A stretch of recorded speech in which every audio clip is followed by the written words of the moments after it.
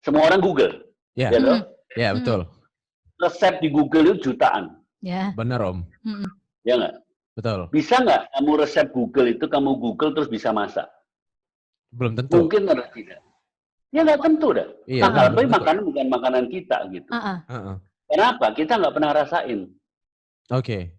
Jadi saya tekankan kalau mau belajar kuliner tertentu, belajarin dulu rasanya. Dicicip dulu berarti. Dicicip dulu berarti Om ya? Nah, bagian itu yang mahal. Bagian itu mahal. Nggak ada cicip gratis. Rini Malik dan Satrio Prakoso di Plug and Play. 97.5 FM Station for your life.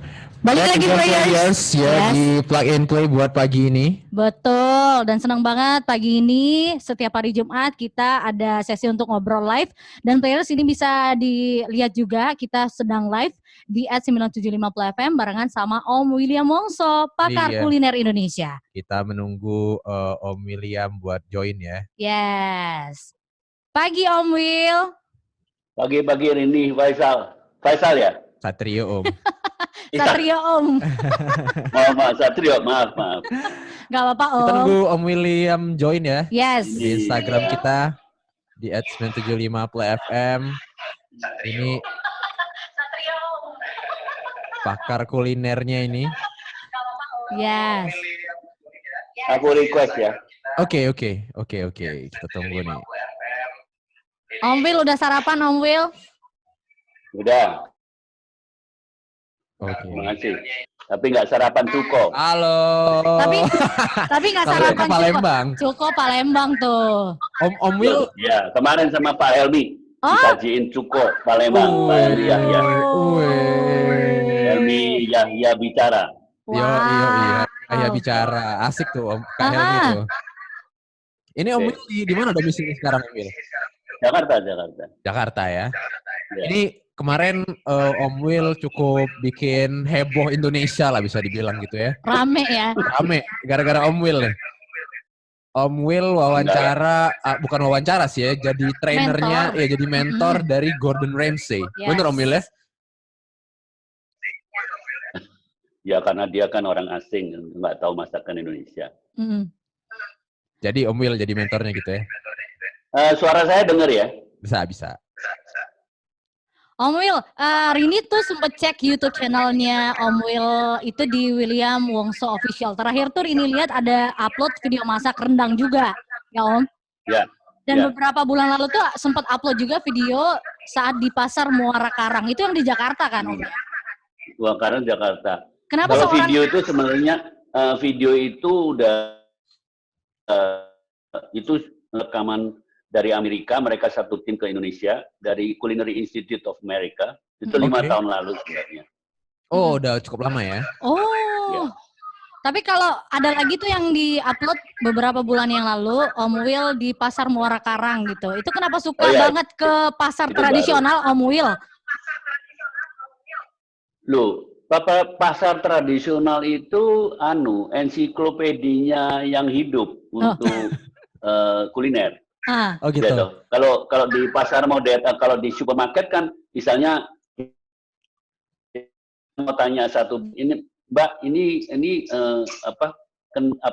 singkong yang enak di mana nih? Dia akan lihat ke screen-nya komputer, oh itu di row sekian gitu, atau cari bahan. Tapi kalau pasar, kita ketemu masing-masing pedagang, dia itu mungkin sudah warisan 3 generasi gitu. Oke. Dan yang dia jual khusus ingat mengenai apa yang dia jual. Jadi kita mau tahu itu ya mesti ke pasar tradisional. Jadi saya udah merekam, mendokumentasikan pasar tradisional selama 40 tahun. Wih. Wow. Palembang pernah nggak Om Will? Iya ke Palembang. Iya sering. Kemana? Pasar buah dan pasar itu satu lagi. Pasar buah ya satunya. Pasar buah sama satu yang pasar besar itu. Pasar induk. Cinde. Cinde dan pasar buah. Gimana kalau menurut Om Will pasar Cinde Kota Palembang? Wah, aku yang paling suka itu ikan sungai. Wih, Iya. ikan apa Om? Jelawa, patin, baung, lais, Heeh. toman. Wah, Wih. luar biasa. Enak ya, mantap Om ya, pasar Cinde ya. Iya. Pasar tradisional itu emang paling oke ya. Palembang itu salah satu tujuan kuliner saya memang. Oh gitu. Makanan khas Palembang favorit Om Will apa tuh?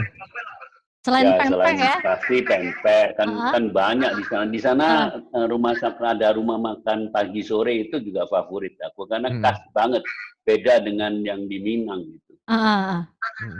Kalau kue-kueannya Mie gitu. telur. Oh, mie telur. Oh ya. Ya, mie telur. Aneka pempek, model. Banyak Om ya? Suka. Banyak ya. Ini juga dari Om Will sendiri kan udah keliling dunia promosiin masakan-masakan Indonesia Om ya. Dan juga bumbu-bumbu Indonesia, khas Indonesia. Dan kalau di Indonesia juga perginya ke pelosok-pelosok gitu kan. Apa tuh Om Will alasannya? Kenapa senang banget pergi ke pelosok-pelosok untuk cari bumbu-bumbu Indonesia? Gini. Kalau kita ini masalah gini, kalau kita mau pelajari mengenai kearifan lokal kuliner Indonesia, nggak ada pilihan, kita mesti keliling. Tapi kan tidak berarti semua orang punya kesempatan itu gitu. Saya seluruh Indonesia sudah random loh ya. Iya. Saya udah keliling Indonesia, random. Kalau ngomong random itu paling saya 50%. Begitu banyaknya Indonesia yang belum bisa kita ini kan. 17.000 kepulauan, 8.000 yang ada penduduknya. Tiap daerah, tiap desa punya kekhasan sendiri-sendiri gitu. Yeah. Jadi kalau kita mau belajar ya kita harus fokus.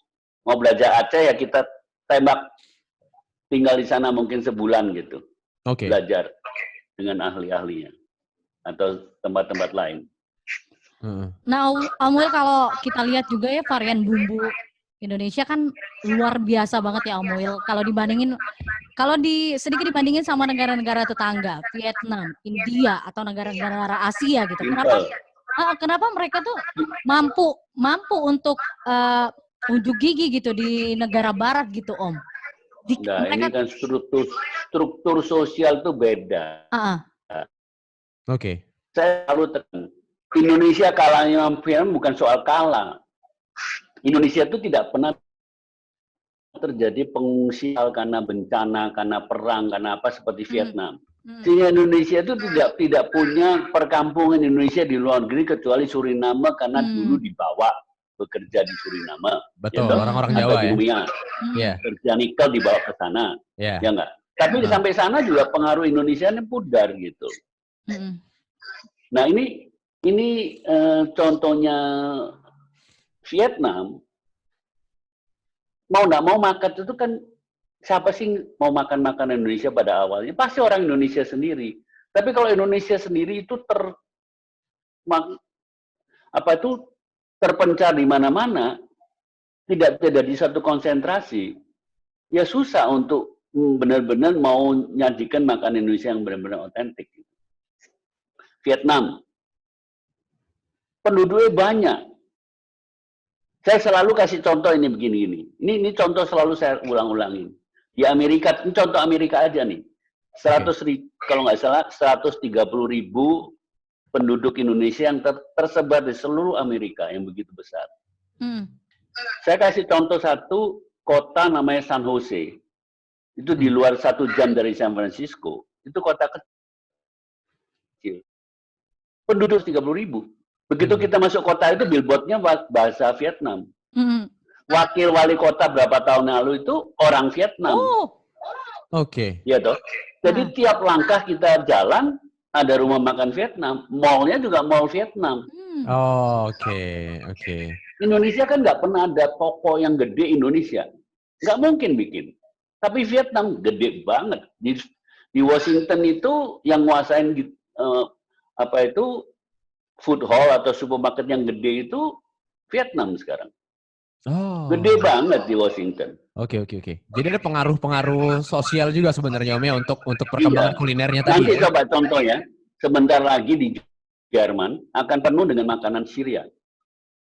pengungsi Syria tuh banyak yang kaya, bawa duit akan invest di Jerman pasti. Oke, oke. Jadi itu saling berkaitan bisa dibilang Om ya? Iya, terus Oke. dampak ekonomi ke negaranya. Ekspor Vietnam itu mengekspor bahan makanan berapa banyak. Kita nggak cerita soal Thailand loh. Oke. Ya, kita nggak cerita soal Thailand. Ikan basa itu dari Vietnam itu mendunia. Ikan tambaknya dia. Oke. Di supermarket mana ada itu ikan. Oke. Jadi emang saling berkaitan ya untuk kuliner Ya. itu juga terpengaruh karena struktur sosialnya kalau Betul. kata Om Market. Will ya. Betul. Nah, kita balik lagi ke Om Will ya. Setelah 35 tahun di dunia kuliner, di tahun 2016 kemarin Om Will bikin buku Flavors of Indonesia. Dan akhirnya menang tuh. Dan menang penghargaan sebagai Best Cookbook of the Year Yes. dari Gourmet World Cookbook Ya. Awards 2016. Apa tuh Om yang Ya. bikin saat itu jadi harus bikin buku nih? Apa tuh pemicunya kemarin Om? Buku itu konsepnya bukan buku masak. Buku itu saya mau mengekspresikan budaya kuliner Indonesia. Oke. Justru itu saya memenangkan. Karena Indonesia itu misteri. Poinnya itu ya, Om ya. Indonesia itu masih misteri soal kuliner. Di dunia itu banyak nggak tahu gitu. Oke. Tapi di situ saya ceritakan tentang sejarah dan budaya kuliner, meskipun di situ ada sampel resep-resep gitu. Itu saya mengalahkan, saya nggak tahu berapa. Itu lomba itu ada 80 kategori. Dan saya tidak masuk dalam kategori, saya sudah masuk nominasi World Best. Wow. Karena saya buku itu memenangkan di Asia, menang dari tiap daerah, tiap region, itu boleh masuk nominasi final yang World Best. Keren. Gitu. Nah itu satu kenyataan bahwa orang itu masih mau tahu soal Indonesia. Rival saya berat-berat, rival kita. Andalan saya karena misterinya Indonesia. Wih, karena banyak orang belum tahu juga. Budaya kuliner Indonesia. Om Will selama di rumah aja kangen ke pasar nggak? Belum berani. Belanja online kangen banget. Belanja bahan masakan. Ya. Om Will dulu kalau belajar masak itu dari ayah ya? Enggak. Ayah saya itu saya terapkan ke cucu-cucu saya, ke anak-anak saya, bahwa dari kecil itu kita udah dikasih wawasan selera. Jadi jangan terpaku kalau anak kecil itu cuma sukanya nasi, dikasih nasi terus gitu. Oh, nggak boleh tuh Om ya? Dikasih varian. Mesti pada waktu masih kecil dikasih penciuman bau, misalnya bau tempoyak, bau duren. Jangan seperti Gordon Ramsay udah nggak bisa bau duren sama sekali. Misalnya. Oh iya tuh di videonya pas lagi. Dia nggak suka ya. Cucu saya umur 1,5 tahun doyan durennya luar biasa. Oh iya. Itu udah dikasih tuh dari kecil mungkin bau-baunya duren. Ini durennya. Tapi ayahnya Om Will seorang fotografer Om ya dulu Om ya? Ayah saya kan kameramen pertama berita film Indonesia sebelum waktu banyak dokumentasi revolusi itu dia yang bikin. Setelah itu Soekarno jadi presiden, terus dia ditarik ke istana di Jogja. Jadi fotografer istana ya, oke. Terus ketertarikan Om Will sendiri dengan dunia memasak dari kapan tuh Om Will munculnya? Sebenarnya kan saya seorang drop out. Saya pertama kali masuk ini kan saya ngerti karena orang drop out jadi segala macam dikerjain gitu. Drop out SMA atau drop out apa tuh? SMA. Saya nggak pernah masuk akademik ya. Tapi karena drop out ya semua macam-macam bidang itu dikerjain. Dan salah satu adalah radio seperti ini nih. Tahun 80. Dulu. Ternyata players Om Will adalah anak radio juga. Broadcaster dulu, ya. Dulu, tahun berapa Om? Penyiar Om Will atau gimana Om? Iya. Dari tahun 70-an, 69 sampai 86. Dulu penyiar ya Om? Ya, saya juga siaran program tertentu, tapi saya juga ngatur musik. Wow, MD nih, MD. keren. Music director nih. Dulu, Ya, dari dulu, Billboard dulu zaman pakai itu. pakai apa tuh Om? Pakai piringan hitam. Ya, itu piringan hitam Wih. sama tape kaset. Wih, melewati Wow. zaman itu players analog banget tuh berarti ya. Tuh kalau Ya, kalau analog kalau banget. piringan hitam harus pas tuh Om ya, nariknya pas ganti lagu gitu kan. Oh, dulu saya punya koleksi 15.000 Wow. Aduh, 15.000 piringan Wow. hitam. hitam. Hmm. Kalau gitu musik favoritnya Om Will tuh siapa tuh? Om? Iya. Dari 15.000 itu. Waduh, saya itu nggak terlalu spesifik dalam hal itu, tergantung pendengaran saya aja. Oh, yang mana Oh. suka aja ya Yang Om paling ya? suka, yang paling suka Om. Ditanya nama-nama penyanyi juga nggak terlalu ingat-ingat banget, padahal saya kan dulu yang ngurusin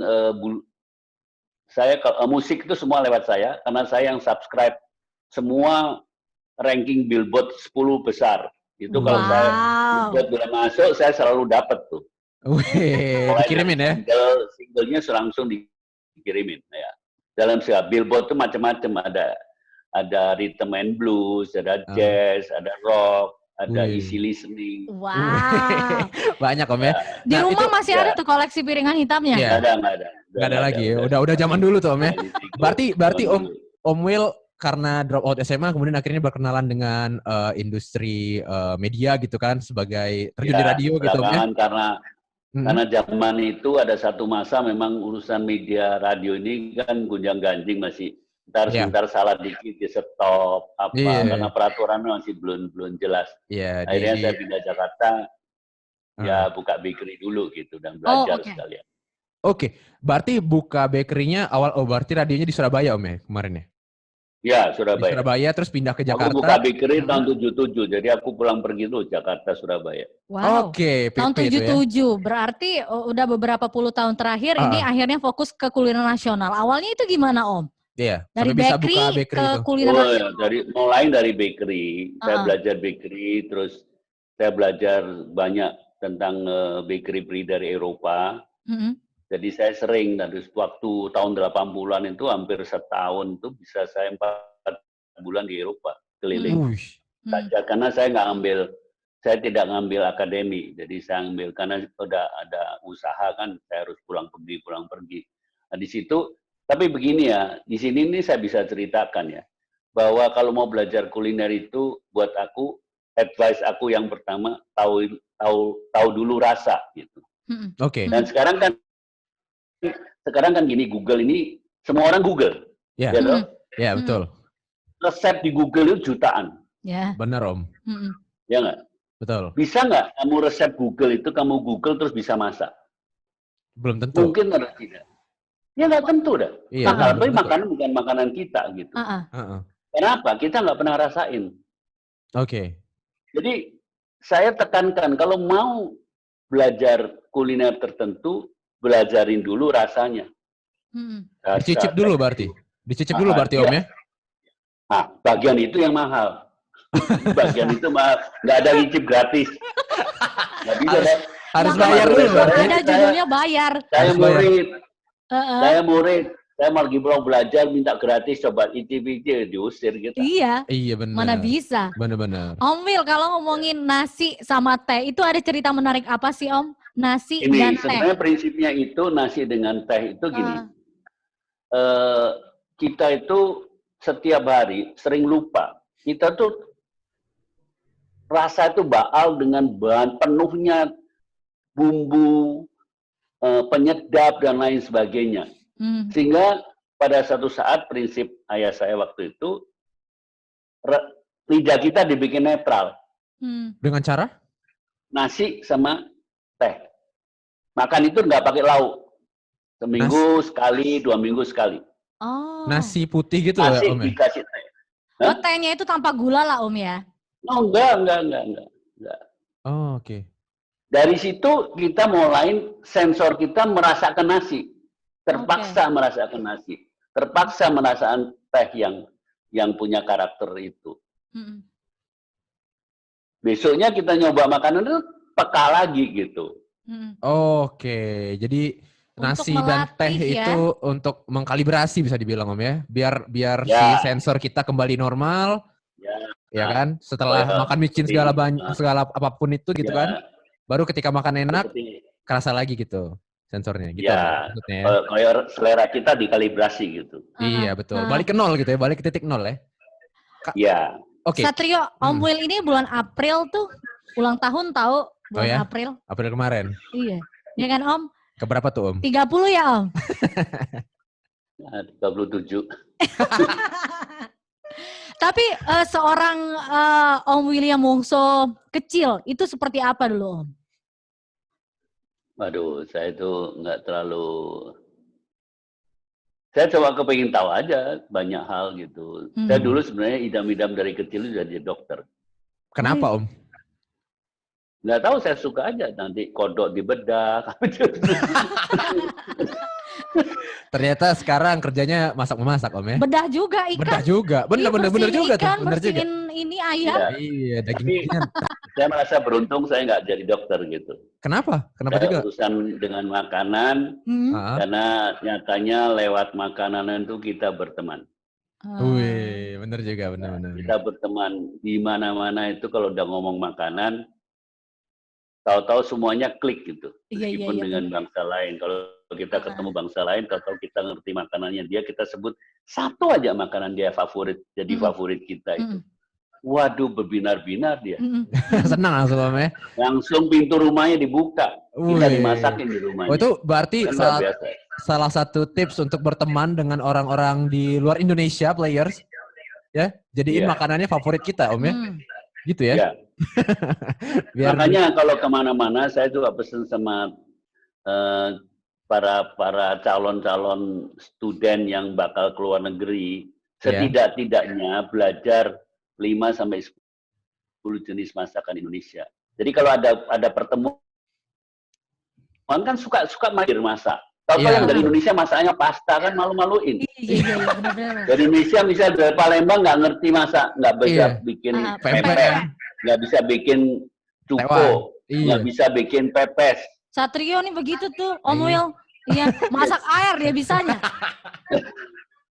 Masak air sama masak ini, masak mie. Kayaknya harus belajar sama Om Will nih ya. Apalagi masak ini masak pempek, rendang gitu. Susah banget ya. Tapi susah nggak sih Om Will untuk belajar kemarin kan ngajarin Gordon Ramsay masak rendang. Itu susah nggak sih Om Will sebenarnya? Kalau Om Will sendiri awal belajar masak rendang? Mereka gak ngerti prinsip gini ya. Orang-orang kaliber seperti dia itu kenapa program ini Uncharted itu populer? Karena dia masuk ke suatu lingkungan di mana dia sebagai murni seorang awam. Oke. Dia dari titik nol. Bagaimana kalau Gordon Ramsay saya tunjukin misalnya masak rendang gitu? Oh, I know already. Gak berani kan dia, kecuali dia kepo. Gitu. Jadi dia respect banget terhadap satu kultur daerah atau bangsa, apalagi tentang kulinernya, dia sebagai seorang chef. Jadi polanya di situ tuh ya memang dia harus manut apa yang kita arahkan gitu. Soal nanti kalau dia pulang, dia mau rubah di sana sini, itu urusan dia. Makanya saya selalu pesan, jangan selalu mencoba makan Indonesia terus dibikin fusion. Otentik. Orang lain yang bikin fusionnya terserah gitu. Yang penting Indonesia. Tapi kalau kita melakukan fusion, kita tuh belum pernah mengenalkan budaya makan pada tahap yang pertama. Cuma ngerasain toh. Kalau orang cuma dikasihin, oh you like it? Yeah, I like it. Nanti dia selalu tanya lagi, where is Indonesian restaurant? Nggak ada. Tapi kalau kita ciptakan budaya, ada kemungkinan dia tertarik untuk datang ke sini. Awalnya itu gimana Om dihubungin gitu, terus ceritanya akhirnya tim Nat Geo ke Indonesia itu. Syutingnya kapan tuh mulainya?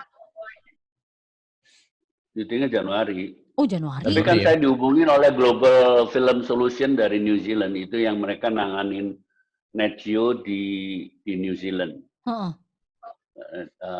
Gordon Ramsay dia bilang setelah nanti syuting dari Tasmania, mau ngelewatin udaranya Indonesia ke India. Akhirnya mampir. Kita pengen memberhentikan Gordon di Indonesia. Tapi Oke. di mana? Hmm. 17.000 kepulauan di mana? Hmm. Padahal waktu yang sama di ASEAN itu banyak kepingin narik dia syuting di salah satu negara Di negara-negara mereka ya. itu. Heeh. Nah, ya saya bilang begini, saya hanya kasih satu opsi. Opsinya apa? Sumatera Barat. Hmm. Kan sekarang banyak yang tanya, kenapa Sumatera Barat? Iya. Iya, kenapa? Om? Kenapa Om? Saya mau menggunakan yang pertama ini sebagai pancingan ke dunia dan secara nasional juga. Kesadaran pada kekuatan suatu budaya kuliner kita. Saya milih ini karena semua orang seluruh Indonesia nggak ada yang nggak tahu, nggak ada yang nggak suka masakan Minang. Betul nggak? Betul. Betul. Ada orang yang nggak tahu nggak? Soal nanti di sana-sana, dari sana-sini ada versi-versi yang secara digabungin dengan kearifan lokal, tapi itu kan nggak ada nyebut makanan di luar makanan Minang. Iya, betul. Dan Ditambah lagi Heeh. Indonesia rendang 2 kali masuk CNN. betul, Ya. betul. Terus kita Makanan ngapain? paling enak ya. Iya, Terus, betul. terus follow up-nya apa? Kan nggak ada. Iya. Jadi saya ngambil itu sebagai benang merah untuk mengharapkan nantinya ada kesempatan lagi syuting di daerah lain gitu. Oh, Oke. ya. Om William ini kan Satrio juga players. Ini kan dijulukin sebagai diplomat rendang ya, Om ya. Enggak lah, karena kebetulan saya dulu di Garuda juga, saya sering mewakili Indonesia sebagai diplomasi kuliner negara. Jadi kalau saya sebagai orang Indonesia, saya harus menyajikan sesuatu yang paling dikenal, paling unik, ya, paling unik, supaya kalau orang lihat satu aja, dia bisa ngebayang, bahwa ini baru satu. Baik, bagaimana yang lain? Yang lain ya, iya benar. Om Will ya, sendiri. Tapi kalau yang pertama kita ngasih dia nasi goreng, memble dong kita. Gitu. Misalnya saya perkenalkan, this is Indonesia, itu yang semua kan kenal. Nasi goreng. Tapi kita coba ini nasi goreng versi mana, kita nggak jelas di mana-mana. Iya, betul. Saya presentasi di Napa di California juga ke namanya World Flavor Conference, itu 600 ahli kuliner seluruh dunia pada ngumpul di situ tuh, 60 chef diundang seluruh dunia untuk presentasi satu jenis makanan unggulan. Oke, yang Om Will presentasikan? Ya rendang. Rendang. Dan masing-masing chef itu hanya dikasih waktu 15 menit untuk mempresentasikan di podium ya, di podium. Oke. Saya kombinasi dengan satu tagline, from white to black. Pertama kan putih santan. Benar. Matangnya kan hitam. Benar. Iya. Ditunjukin bahan-bahannya. Saya bawa bumbunya juga dari Indonesia. Saya tunjukkan kalau di Amerika itu yang ada cuman ini. Ya. Ya toh? Iya betul. Terus saya tambah lagi dengan PowerPoint. 15 menit. Itu clock di bawah panggung itu segede gabang itu. 15, 14, 13 gitu. Okay. Dari total yang Tetapi setelah itu ada namanya acara marketplace. Semua chef presentasi makanan itu di satu ruangan, semua orang boleh nyoba. Oke. Dari yang Om Will riset dapat ranking cukup. Kenapa? Dari yang Om Will riset gitu Om, berapa resep rendang yang ada di Sumatera Barat aja gitu yang berbeda gitu? Yang resep-resepnya gitu Om. Begini ya, kalau kita tanya, saya pernah diundang Pak Gubernur beberapa tahun lalu untuk menghadiri lomba rendang 120 desa. Saya tanya tuh masing-masing yang bikin, komposisi bumbunya apa? Beda-beda. Iya. Ada yang ada ini, ada yang lengkap, ada yang setengah lengkap. Tapi dengan satu kesamaan, yaitu semuanya dirandang sampai hitam. Ya. Nah, sekarang barusan kemarin dulu ada webinar dari Pemda Sumatera Barat, ada gubernur. Pak Gubernur malah bilang di sini kan ada 950 desa. Masing-masing desa itu beda. Belum lagi sekarang kalau kita tanya sama orang Minang, rendang paling enak itu siapa? Di mana? Nenek. Beda-beda jawabannya Om pasti ya. Tapi Iya, neneknya berapa banyak nenek? Iya, banyak. Masih nenek. iya, Ya, sama aja kita ke Palembang. Palembang tanya cuko paling enak mana? Masing-masing punya versi. Benar. Tergantung ya. Kita baru ngomong cuko. Nanya ke siapa gitu Om ya. Tapi Iya. Om, ini dari acara yang kemarin Om ya, yang bareng Gordon Ramsay itu bisa dibilang, saya baca-baca di artikel juga sih, kayak muncul kontroversi tuh dari orang Minangnya. Biasa. Orang Minangnya bilang, kenapa harus William Wongso yang mengajari Gordon Ramsay untuk rendang? Padahal William Wongso-nya bukan orang Minang gitu. Kalau dari Om Will sendiri, nyikapin ini gimana Om? Begini, saya itu bukan pencipta rendang. Ya. Saya menerjemahkan tradisi itu ke ranah internasional. Di mana kalau sudah masuk ranah Indonesia, bahasa, pakem, kemungkinan teknis membuat itu harus dipelajarin, harus dipraktekkan. Nggak mungkin dong di luar negeri saya masak pakai kayu. Nggak mungkin dong di sana ngolah bumbu. Coba bayangkan, ini saya kasih contoh nih yang sedikit kecil aja, yang tahun lalu misalnya. Saya diminta di Vienna International Center itu PBB-nya, salah satu cabang PBB di Vienna. Itu kita sebagai tamu untuk mengolah makanan, menyajikan di kantin PBB. Itu yang makan di situ 500 orang kali, atau lebih gitu. Ada satu hari yang menunya rendang, menunya cuma satu. Lauknya cuma satu, rendang, nasi, sama sayur gitu. Itu saya harus prepare 120 kilo. Rendang jadi. Ya. Banyak banget ya. Tim koki kita ada yang dari Palembang tuh. Oh ya. Hanya Pak Zulkifli. Pak Zulkifli dari Poltekpar ya? Poltekpar. Ikut. Ya. Itu jam 5 dijemput dari hotel. Ya. Jam setengah 12 harus selesai. Nah kalau saya nggak bawa bumbu dari Indonesia, siapa yang nyiapin 40 kilo bumbu segar yang dibersihin cabenya, di blender, kapan selesainya gitu. Bener. Karena saya juga kalau beli di Vienna, nggak lengkap juga gitu. Karena ini sekali lagi, aku wakil. Kecuali nanti ada ibu-ibu yang tinggal di sana. Komplain banyak ibu-ibu yang tinggal di luar negeri kan sering bahannya nggak lengkap. Iya, betul. Ya nggak? Metode-metode itu saya ajarkan bagaimana kalau memasak rendang tetap yang baik hanya dengan 2 tangan. Kalau di sini banyak yang disuruh kan. Ayo sana aduk. Ntar kalau di Padang cucu, anak suruh ngaduk, suruh merandang semuanya. Karena kan lama. Iya. Iya karena lama. Lama. Nah, di luar negeri siapa? Teman saya di Fitri itu sendirian, dia masak terus tiap hari. Oke. Jadi Om nggak ambil pusing loh Om dengan kontroversi itu Om ya? Itu kan salah pengertian. Saya tidak. Pokoknya saya itu kan bukan pencipta. Sekarang cuma saya tanya bagaimana kita mentransfer waktu Garuda terbang ke Eropa.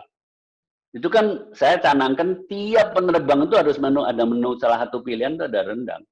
Itu yang bikin kan pabrik di sana. Oke. Sekali ngaduk itu 250 kilo daging. Wih. Semua bahan dikombinasi 800 kilo beratnya. Wow. Santannya harus ngangkat santan aja harus dikerek. Waduh. Hampir 400 kilo.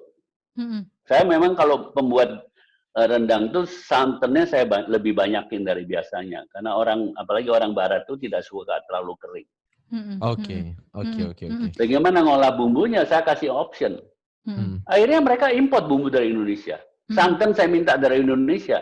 Karena santan Thailand itu terlalu tipis. Tidak pekat gitu. Kayak di sini ya. Santan juga diimport dari Indonesia. Oke. Kalau Gitu. kalau cerita menarik sendiri Om Will saat proses pengerjaan dengan tim Nat Geo gitu sama Gordon Ramsay, itu apa yang paling diingat tuh? Aduh, begini ya, banyak banget ya. Karena satu, tim produksinya yang datang ke Sumatera Barat. Jadi produksi kemarin tuh sama tim lokal, tim saya aja 6 orang. Jadi total 40-an lah. Paling sedikit, Wow, ya. Banyak banget ya. banyak banget. Iya, yang dari Amerika aja 20. Amerika 20 Alat-alat orang. alat-alat yang dibawa 800 kilo. Wih. Waduh. Itu aja udah, dan syutingnya itu dengan free flow. Kamu kalau lihat itu kan nggak ada yang saya lihat ke kamera. Nggak ada. Kita nggak perlu lihat kamera. Kita ngobrol aja terus. Ada hal-hal yang perlu improvisasi, ya kita bebas improvisasi tanpa skrip. Skrip Oke. itu dibicarakan sebelumnya. Oke. Ada yang Urutannya aja merekod. ya. Iya. Ada yang merekod. Saya yang nge-brief, kan mereka nggak ngerti. Saya brief. Ini saya mau the next segmen ini saya udah brief. Nanti syuting roll on itu kalau saya ada yang lupa ngomong, diteriakin sama dia. Itu kamera nggak berhenti. Nge-record terus, Diteriakin itu rolling terus. record rolling terus. Dan kameranya banyak sehingga capture-nya itu angle-nya tuh bagus-bagus gitu. Ya, Wow. betul. Multi Momentum yang aneh-aneh itu kan dapat gitu. Lalu di sini kalau syuting cuma 2 kamera sampai kemana? Waktu Pati Jawi itu 10 kamera loh. Wow, Wih. ribet kabel nggak timnya? Najio. Nggak ada. Nggak Nggak ada kabel. Waduh. Nggak ada kabel. Wireless ya. Nggak ada kabel. Pakai baterai. Nggak ada genset. Wih. Baterai semua. Wow. Makanya sampai 800 kilo gembolannya. Wow. Betul. Nggak ada Canggih ya. genset. Canggih Om ya. Canggih. Masing-masing kameramen itu kayak perang gembolannya seperti tentara Amerika itu loh. Banyak ya bawahnya ya. Banyak Om ya. Nah Om Kamera bukan kamera kecil-kecil yang kalian lihat. 12 Kamera kilo gede ya? kamera. kamera Waduh. gede ya. Nah Om Will ini kan juga dengan membawa rendang ke ranah internasional dengan ngajarin si Gordon Ramsay kemarin. Jadi mentor ya. Ini juga jadi salah satu cara Om Will untuk memperkenalkan taste dari Indonesia ke luar negeri Om ya. Salah satu. Ya, salah satunya Om ya, salah satu caranya gitu ya. Dan untuk Tidak, salah satu taste Indonesia. betul, salah satu taste dari Indonesia yang dikenalkan ke luar negeri. Kalau dari Om Will sendiri setelah Om lakukan kemarin, tantangannya apa sih Om untuk memperkenalkan taste dari Indonesia ini? Sebenarnya tantangan saya itu bukan soal ini di dalam negeri ini loh. Bukan Oke. soal luar negeri. Kenapa dalam negeri Om? Sejauh mana orang mau nerusin tradisi ini. Oh, Yang generasi muda ini jangan lupa loh. Kalau sekarang ini dari luar negeri pada mengulik makanan non-western. Mencari kemana-mana. Kita masih punya pikiran western is the best. padahal mereka Teknis juga ada iya. itu ya. Rasa western boleh dipelajarin.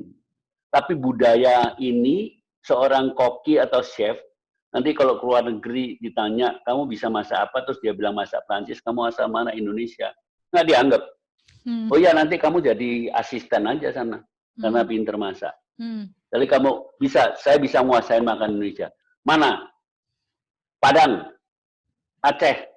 Dia bisa dapat status dari chef de cuisine. Wih, karena budayanya berarti Om ya, yang penting ya. Iya dong. Hmm. Jadi kita kan kurang banget pendidikannya. Poltekpar itu perintis. Sekarang politeknik. Pariwisata ya. Ya. Untuk mempelajari budaya-budaya lokal ya Om ya, masakan-masakannya ya. Bayangkan kalau koki dari orang Palembang bisa masak terus nggak ngerti masakan Palembang. Coba. Nggak ngerti tempoyak, nggak suka tempoyak. Iya toh? Kan lucu. PR jadinya ya. Iya benar. Iya. Krisis identitas bisa dibilang jadi nantinya Om ya. Iya. Terus nggak pernah masuk pasar apa? Cinde. Pasar apa tuh tadi? Cinde. Atau pasar buah.